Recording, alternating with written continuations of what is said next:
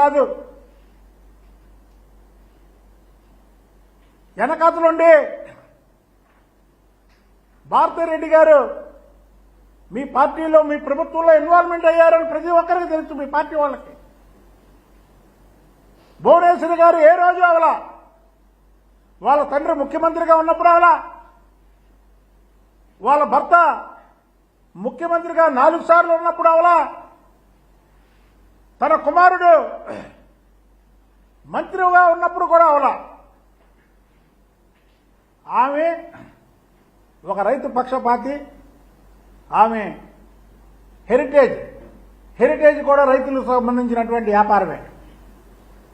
అదే బ్రాహ్మణి స్టీల్ కాదు, లేకపోతే సిమెంట్ కాదు, లేకపోతే ఇంకోటి కాదు. హెరిటేజ్ అనేది ఒక రైతులకు సంబంధించినటువంటి వ్యాపారం. దాని గత 30 సంవత్సరాలుగా అభివృద్ధి చేసి ఇవాళ ఈ స్థాయికి తీసుకొచ్చింది. అలాంటిది ఆమెను కూడా ఈ రాజకీయాల్లోకి లాగుతున్నాడు ఈ జగన్మోహన్ రెడ్డి.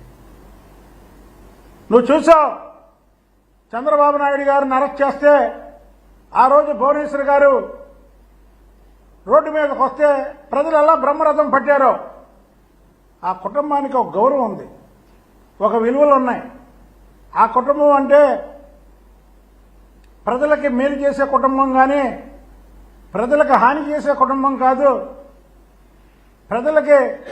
ప్రజలు బాగు కోరే కుటుంబం కానీ ప్రజల్ని నాశనం చేసే కుటుంబం కాదు నీలాగా. అరే, నీకు సొంత బాబాయ్ లేడు, నీ పక్కనున్న వాళ్ళు లేరు, నీ వెనకాతలు ఉన్న వాళ్ళు లేరు, ఆఖరికి ఇంట్లో వాళ్ళు కూడా దూరం చేసుకున్నటువంటి వ్యక్తివి నువ్వు. అంటే నీ మనస్తత్వమే కరెక్ట్ కాదు. నువ్వు చంద్రబాబు నాయుడు గారి మీద అవాకులు చవాకులు పేలడం అనేది మేము తీవ్రంగా ఖండిస్తున్నాము. ఈ పరకామణి కేసు చాలా చిన్నది అన్నదాన్ని తెలుగు ప్రజలే కాకుండా ప్రపంచవ్యాప్తంగా ముక్త కంఠంతో ఖండిస్తున్నారు ఇవాళ. అలాగే రవికుమార్ కూడా తాడేపల్లి నుంచి వచ్చినటువంటి స్క్రిప్ట్ ఏదైతే ఉందో ఆ స్క్రిప్టే చదివాడు నిన్న. అతను తాడేపల్లి నుంచి వచ్చినటువంటి స్క్రిప్ట్ని చదివి చెబుతున్నాడు ఈ మాటలన్నీ. తొందరలో ఈ పరకామణి కేసులో ఎవరెవరు ఉన్నారు వెనకాతల? తాడేపల్లి పెద్దలున్నారా, లేదా తాడేపల్లి పెద్దలకు సంబంధించినటువంటి తిరుపతిలో ఉండే పెద్దలున్నారా, లేకపోతే కడపలో ఉన్న పెద్దలున్నారా? ఈ విషయాలన్నీ కూడా బయటకు వస్తాయి.